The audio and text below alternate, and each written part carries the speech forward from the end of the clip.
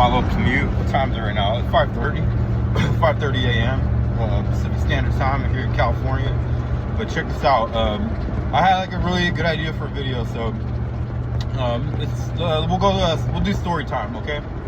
So story time. Let's go back like 100,000 years, right? 100,000 years. Your average human being 100,000 years ago. What did your average human being have to do 100,000 years ago?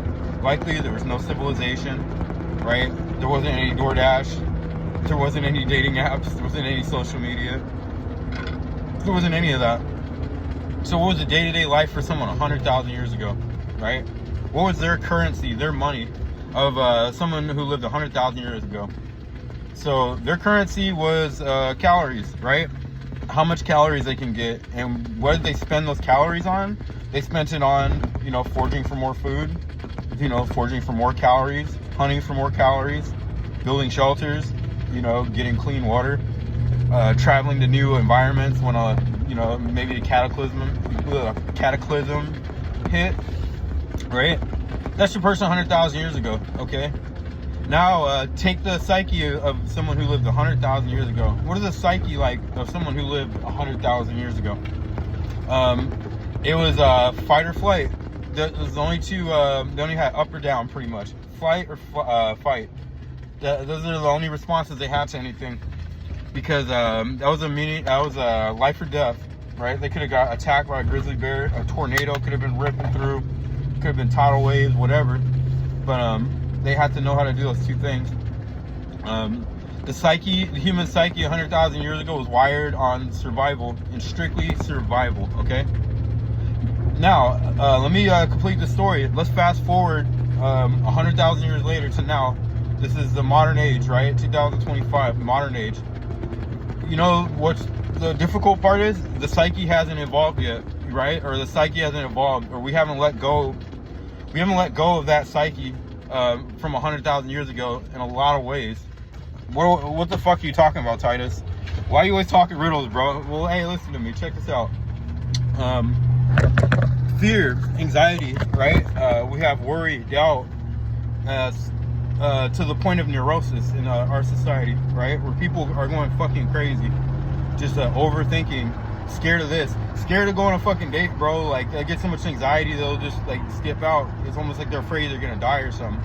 You get where I'm going with this? It's the same programming from 100,000 years ago in a modern age where it's not even needed anymore.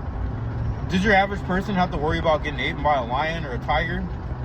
Especially here in the Western societies, do you have to worry about that kind of things? Do you have to worry about a bear attacking you? Do you have to forage in the wilderness for calories and build your own shelter? Right? Do you have to do any of that? Do you have to sail across the ocean, look for new lands? Because, maybe, whatever happened where you were at, like, there's like ice age or something, bro, like, or there's desertification, you have to move, and you have to navigate with nothing but the stars. Do we have to do that in the modern age? No. But the funny part is we still have the anxiety. We still have the fight or flight from that old era.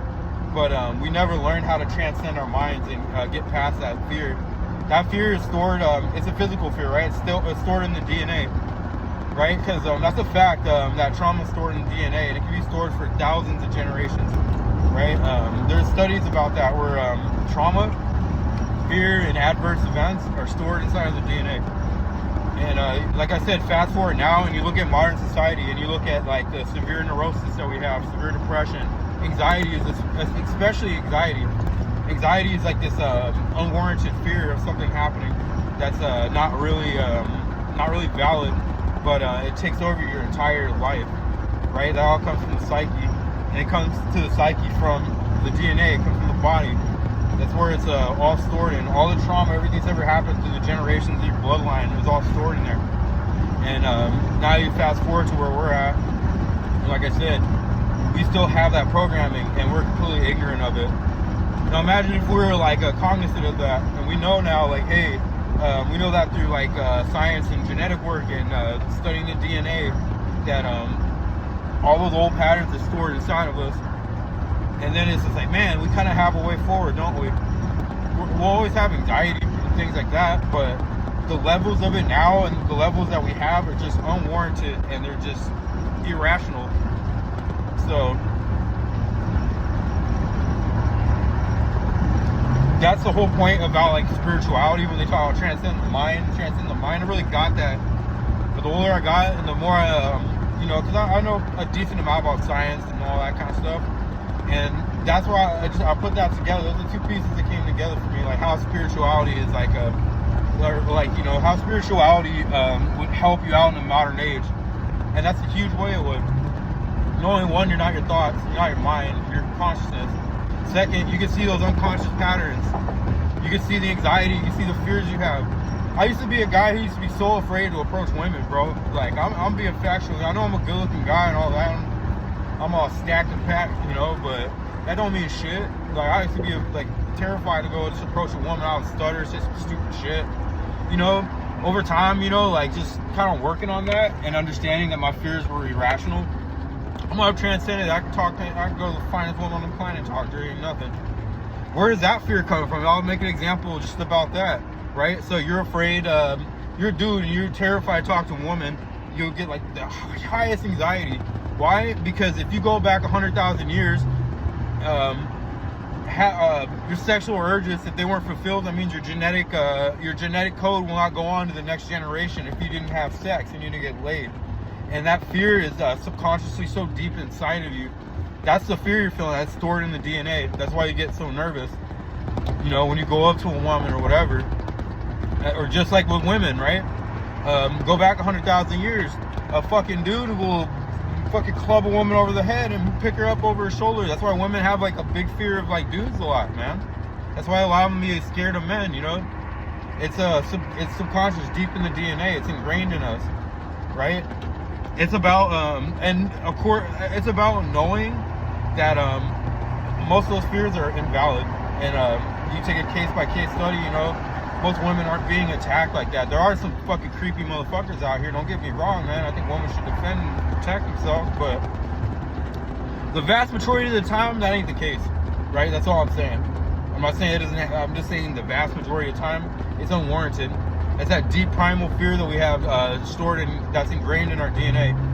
And that's the beautiful part about the spiritual awakening, man. The spiritual awakening of this planet was just happening, which is waking up to yourself.